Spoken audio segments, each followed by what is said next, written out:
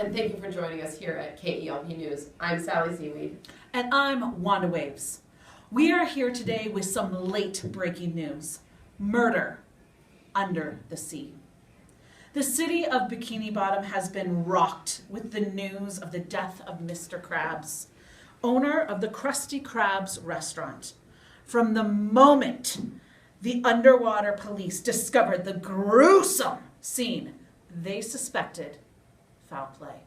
At first, they thought the killer might be Sheldon Plankton, the owner of the Chum Bucket restaurant and longtime rival of Mr. Krabs, but no physical evidence could be tied to Plankton. As the investigation has progressed, more and more of the evidence points to one of Mr. Krabs' employees, none other than SpongeBob SquarePants himself. For more on this developing story, we are taking you live to location with our reporter, Shelley Sains. Sally, thank you. So I'm here outside of the Coral Reef Penitentiary, and we actually just have some developing news that I've just gotten wind of. So the waves of the moment are reporting that... What's that? Okay, I just have some new information out. The information is that SpongeBob is claiming that he has nothing to do with the death of his friend. However, a team of defense lawyers, the best in the ocean, have been hired out to represent Mr. SpongeBob SquarePants. Right now, there are some facts and some evidence that are washing up. They seem to be true. However, that is going to break like the tides. As soon as I hear anything, I'll be back to you. Wanda and Sally, back to you.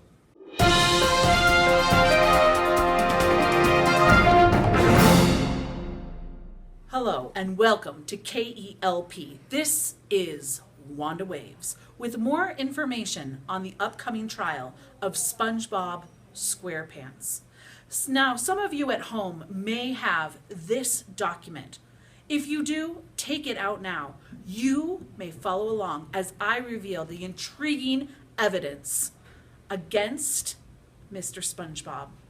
Right now, we've got crime scene evidence. Number 1, Mr. Krabs was found dead inside of the Krusty Krab restaurant. His throat had been cut. The coroner concluded that the wound on Mr. Krabs' throat was caused by a metal spatula. Number 2, there was a spatula found next to the body. It was covered in Mr. Krabs' blood, but so was everything else around it. The spatula had several sets of fingerprints, including SpongeBob's, Squidward's, and Mr. Krabs. Evidence number 3. The coroner concluded that Mr. Krabs had bled to death, but the victim also had signs of blunt force trauma to the back of his little crabby head. Number 4, the floor in the Krusty Krab restaurant was covered with Mr. Krabs' blood, but it was also very slick with cooking grease. Several of the crime scene investigators slipped and fell during the investigation. We now have a pending lawsuit on our hands. Number 5, SpongeBob's footprints were found all over on the greasy floor around Mr. Krabs' body, along with the footprints of many other people. His footprints were not found in the blood puddle. Number 6, there was no sign of a break-in at the restaurant. Number 7, the Krusty Krab cash register was completely empty. Nothing inside. Number 7, Mr. Krabs' safe was found open, and the recipe for his Krabby Patty was not found in it.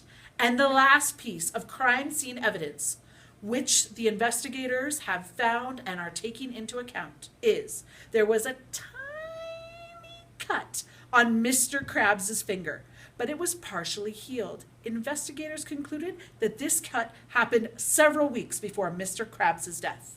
And now we will go to my colleague for the rest of the suspect evidence. Thank you, Wanda.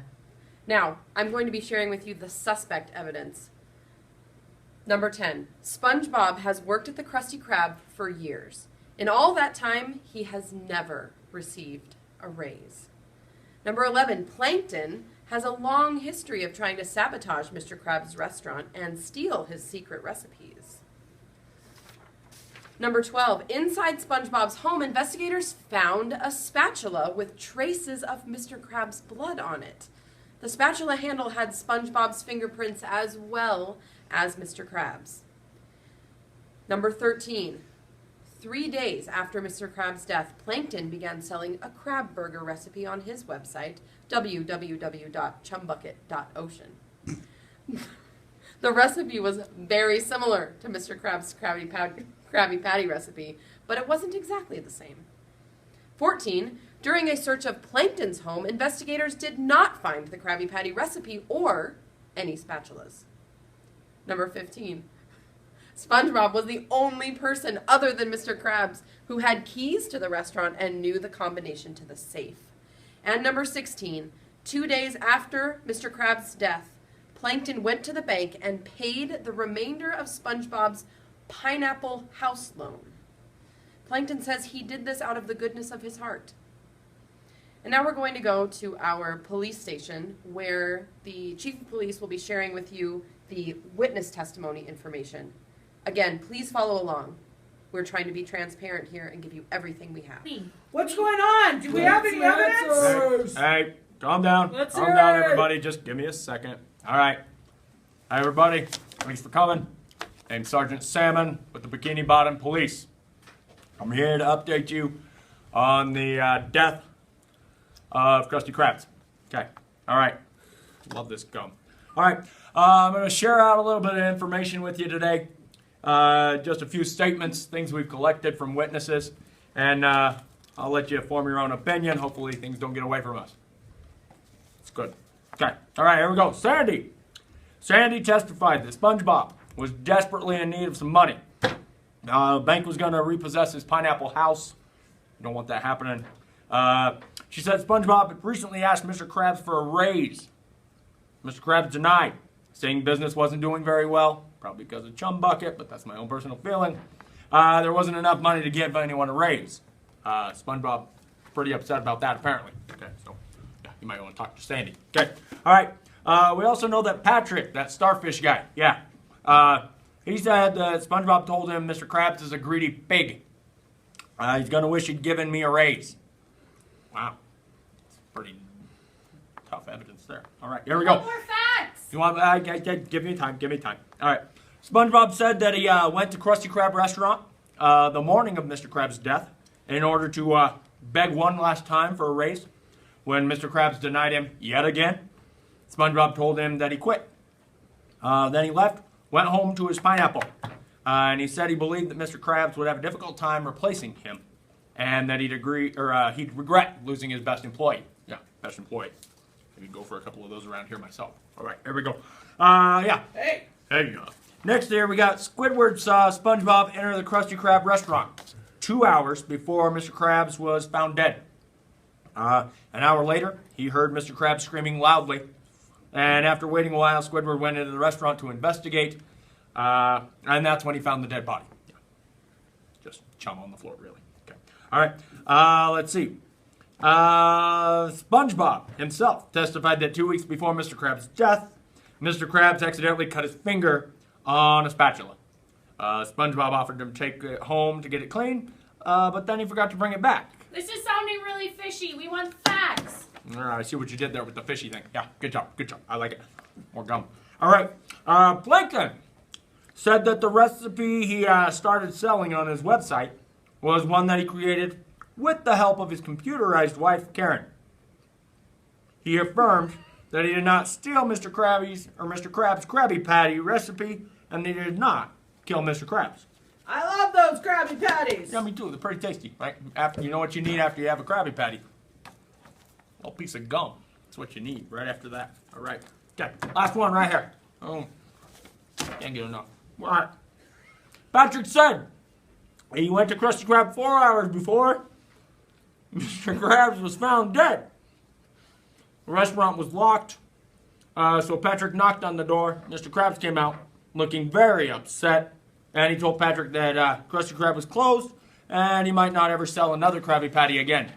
At this time, that's all the information I have for you. You don't have anything else? Not at this moment. I do not. If you want to, ask more questions, we'll be having another briefing later. Thank you very much. I gotta get some water. Okay. Thank you very much, Captain Fishhook. And now we're back in the studio with some information. We need your help from the public. Both the defense and the prosecution are looking for your help. On your own, you need to construct the best 3 arguments.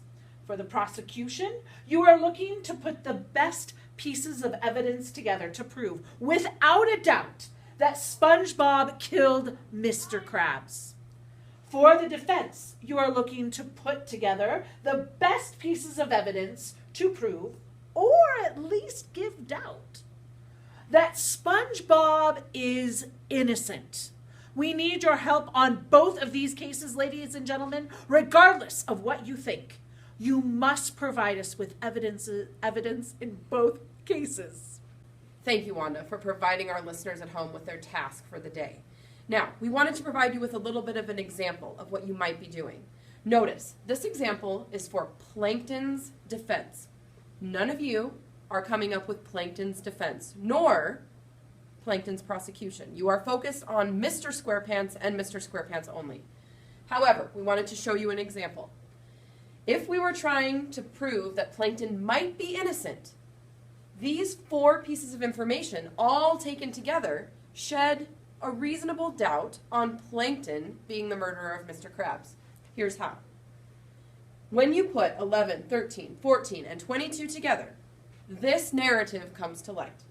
The recipe that Plankton started selling online was not exactly the same as Mr. Krabs' recipe. Why would he steal the Krabby Patty recipe just to change it? The fact that they couldn't find the recipe when they searched Plankton's home means they have no proof that he stole anything or killed anyone. It is possible that his story about creating the recipe is true. If this narrative is brought up in court, it will shed reasonable doubt on Plankton being the person who killed Mr. Crab. That is what you, as in the defense, are trying to do for Mr. Squarepants. But if you are arguing for the prosecution, your job is to prove that Mr. Squarepants may have indeed killed Mr. Crab. You will take all the evidence that you think is appropriate to group together and create an argument for why those pieces of information prove that Mr. Squarepants, is either innocent or guilty. You have a giant task in front of you today, my friends. Life or death could be at stake for Mr. Squarepants. Do not take this lightly.